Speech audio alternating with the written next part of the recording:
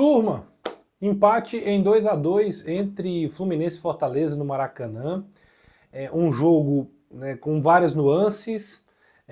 O Fluminense sai na frente, o Fortaleza consegue uma virada, um gol no final do Fluminense, lance polêmico que pode ter também interferido na partida. Qual a sensação que fica? O copo meio vazio, copo meio cheio por empatar fora de casa. Sobre isso que a gente vai conversar nesse vídeo. Antes de qualquer coisa, se inscreve no canal, ativa as notificações. É muito importante que você deixe o seu like para que o vídeo chegue para mais pessoas, tá? Quanto mais like, mais esse vídeo vai ser espalhado e aí a gente continua crescendo aqui no canal, graças a você. Vamos lá falar desse jogo, né? Um jogo que coloca o Fortaleza aí com 64 pontos, o que poderia ser 67, né? Ficar ali próximo a, aliás, 66, para ficar 3 pontos do Botafogo, a 1 ponto da equipe do Palmeiras, né? Poderia ser uma grande vitória fora de casa, né? Uma reta final de competição com reais chances desse título, mas aí no final do jogo vem o gol do Cano que dá uma sensação de pontos perdidos. Termina o jogo e a sensação que eu tenho é que o Fortaleza perdeu 2 pontos contra a equipe do Fluminense. A vitória estava encaminhada, o jogo controlado, apesar de uma imposição de campo do Fluminense, que era muito lento na reta final de jogo, não fazia uma grande pressão, então o Fortaleza não sofreu tanto, apesar de ter tomado algum susto, algumas jogadas de infiltração, principalmente com o Arias, uma jogada ali pelo lado direito, mas de forma geral era um jogo controlado. O Fortaleza também teve a chance de contra-atacar, também teve a oportunidade de fazer gols. O Hércules, por exemplo, tem uma chance ali quando já está 2-2 no contra-ataque, ele acaba isolando a bola. Tem o lance do gol anulado do Pikachu, que também foi uma jogada de contra-ataque, enfim. O fato é que o Fluminense sai na frente com 11 minutos com o Lima, e para você ver, né, fica aquela sensação de que o Fortaleza tem tido muita dificuldade com seus laterais. O lado direito tinha o Brits como zagueiro, e uma coisa me chama muita atenção, a dificuldade que o Fortaleza tem nas suas laterais. Hoje ficou muito explícito que o Brits, um zagueiro jogando como lateral, tendo o Tinga no banco, e o Mancuso, lateral direito, jogando improvisado na esquerda.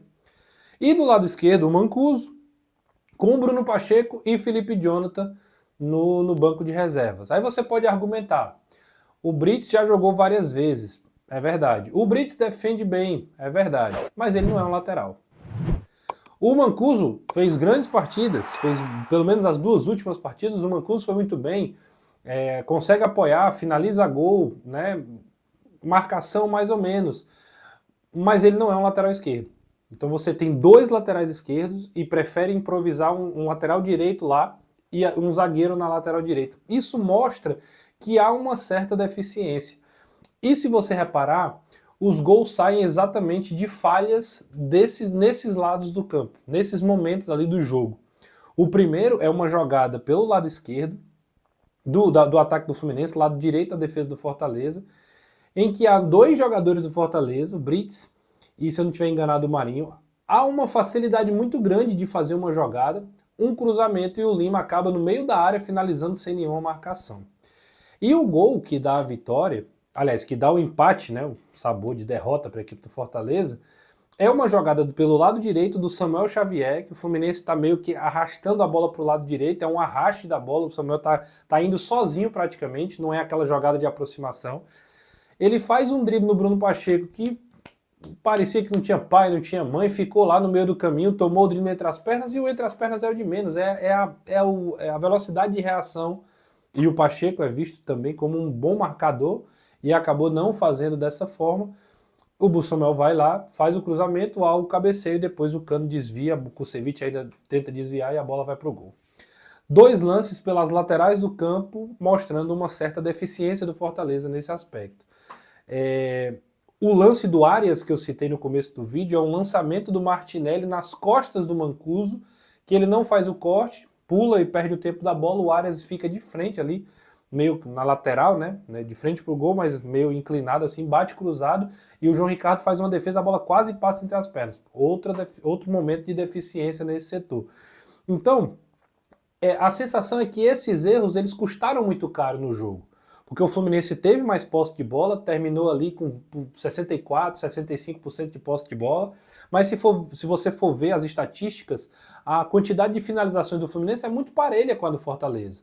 Aquela ideia de reagir, de ser um time que defende embaixo e sai com velocidade, mais uma vez aconteceu. O Fluminense deu espaço para o Fortaleza fazer isso, principalmente no primeiro tempo, quando, apesar de ter saído na frente, continuou atacando e o Fortaleza teve as oportunidades de contra-atacar e assim chegou no lance onde o Lucero recebe uma bola ali pelo lado direito do Martinez, cruza e o Moisés completa para 1-1.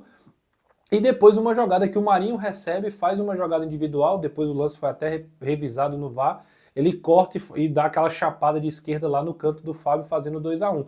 Então esse era o jogo do Fortaleza, não tem muito segredo nisso. Acho que tinha um meio campo consistente, conseguia controlar o ritmo ali do jogo e suportar essa pressão da posse de bola do Fluminense. Fortaleza fez mais desarmes, apesar não ter sido tão faltoso, ficou muito menos com a bola, trocou 200 e poucos passos, enquanto o Fluminense trocou 600 e tantos. Então é o desenho bem claro do que eram as estratégias dos dois times. O fato é que quando você tem um jogo desse, muito equilibrado, muito parelho, cada um com a sua personalidade, cada um com o seu jeito de jogar, e acontecem erros dessa forma, pode ser capital. Fortaleza poderia ter errado, o João Ricardo ter salvado, como já aconteceu outras vezes, a cobertura poderia ter funcionado melhor, a gente pode elencar várias possibilidades aqui. O cruzamento no primeiro gol, alguém poderia ter cortado. No segundo gol, o cabeceio poderia ter acontecido, Fortaleza estaria ganhando de 2-1. O fato é, o fato capital é que não houve corte, não houve recuperação e acabou tomando os gols e o preço é muito alto. Por quê? Porque na ideia de vencer o campeonato agora fica muito mais complicado. Fortaleza está com 64 pontos, como eu falei, o Botafogo tem 69. São 5 pontos nas últimas 4 rodadas na Série A, isso é praticamente um abismo aí, né? Imaginando que o Fortaleza faça mais 6, 9 pontos, vamos supor que o Fortaleza faça 9 pontos nos últimos 4 jogos. O Botafogo precisaria fazer 4 para ficar à frente do Fortaleza. Então é muito difícil imaginar uma ultrapassagem aí, tanto de Palmeiras quanto de Botafogo. Por outro lado, é preciso pensar que o principal objetivo do Fortaleza não é ser campeão brasileiro. Ah, tá brigando? Tá brigando. Mas não é o principal objetivo. O principal objetivo qual é? Na minha visão, na minha opinião, é uma vaga na fase de grupo da Libertadores. Fugir da pré-Libertadores, confirmar uma vaga.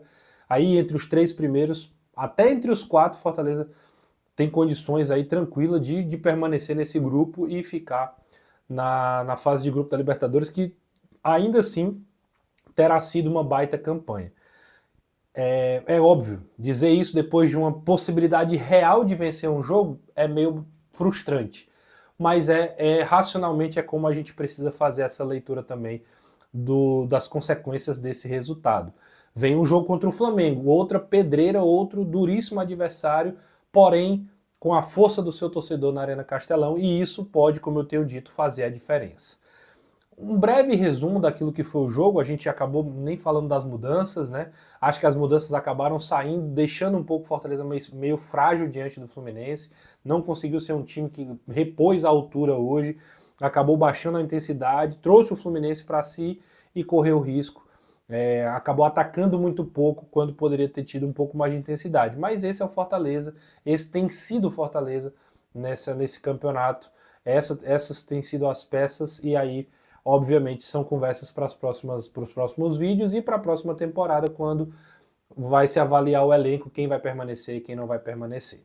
Se inscreve no canal, ativa as notificações, deixa o like aí e participa do canal. Se possível, comenta aqui as suas impressões da partida. Você ainda acredita no título? Hoje foi o fim da linha? Matematicamente, com certeza não, mas deixa a tua opinião. E não se esquece de deixar o like. E se você chegou aqui pela primeira vez, se inscreve no canal. Grande abraço e até a próxima.